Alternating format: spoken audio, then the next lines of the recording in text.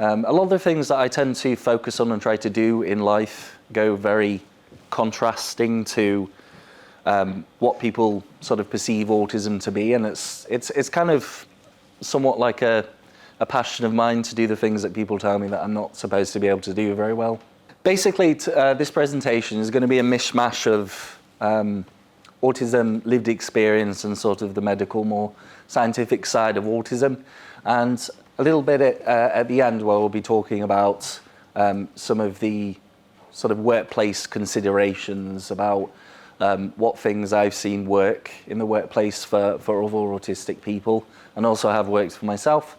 So what is it, autism? Probably a good place to start. It's neurodevelopmental, and that basically means that you are born autistic. So your brain is formed in the womb and it's an autistic brain.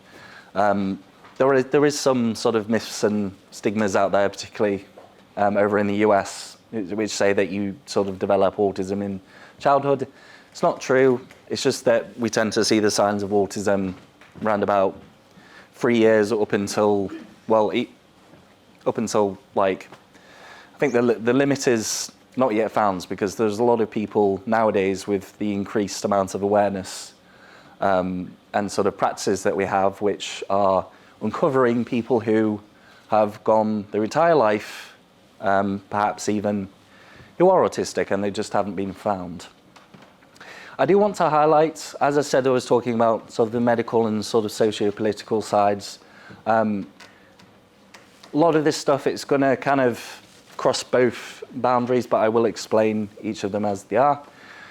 At this moment, autism is described as autism spectrum disorder in terms of the medical model in the DSM, basically splitting up individuals based on their support needs and the strength of their presentation. It sounds very, very vague. Generally, people who would once be considered to have perhaps Asperger's syndrome or PDD, NOS, or childhood disintegrated disorder, and all sorts of different autism diagnoses might be considered to be like ASD1, whereas people who need a lot more support might be considered ASD2 or 3. I do want to highlight that this is not necessarily how autism is best viewed as. I think it can do a lot for informing people on, particularly in the social care kind of sectors and educational sectors, to know how to sort of divvy out the support money and what kind of support that person might need. But the autism spectrum is quite different when we talk about it sort of in the online spaces and autistic people are talking about it, because it's sort of a very multi sort of dimensional sort of array of different traits, basically. And it can vary a lot person to person. The autism spectrum is not this kind of like linear graph of, you know, this is the percentage of which you are autistic. There's a lot of like online tests out there who will give you like a score, and people sort of misrepresent that as being how much autism you have because you scored like a 2 or 3. It doesn't work like that. A lot of even the diagnosis processes are there to perhaps uncover and find those who are autistic using some diagnostic tools rather than telling you how autistic you are. As I said, there is very large differences between the science versus socio-political realms, particularly around language.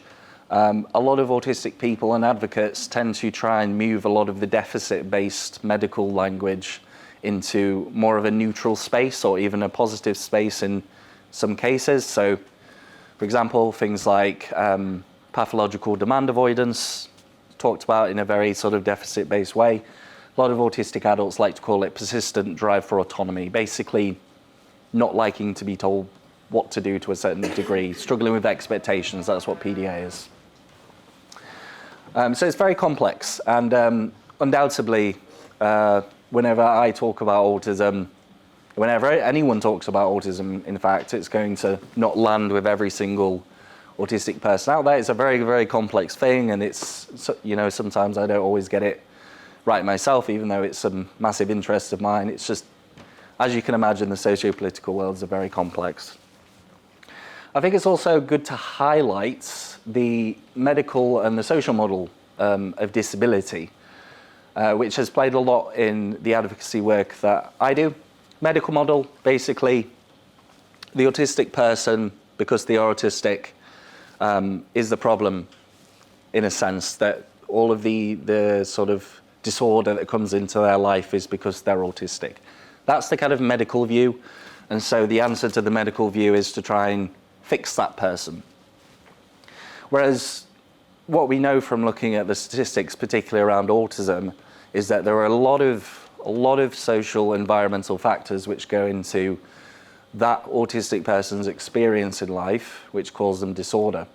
So it's sort of shifting the locus of the disorder in this case. And as I said, it varies very individually. Some people are very sort of medical-minded, autistic people even. Some people are a bit more towards the social. Reality usually lies somewhere in the middle. It's kind of a mismatch of, you know, inherent sort of difficulties that you may have in your own life, as well as difficulties that you may have with the social environment. And autism is also a part of neurodiversity. Neurodiversity is a bit of a strange one. Kind of started off as sort of a counter movement of sorts to the medical model of disability and sort of the medical system in general. Nowadays, it's generally used to describe people who have a different brain. So you can have inherent neurodiversity, so that would be things like autism, ADHD, things that you're born with.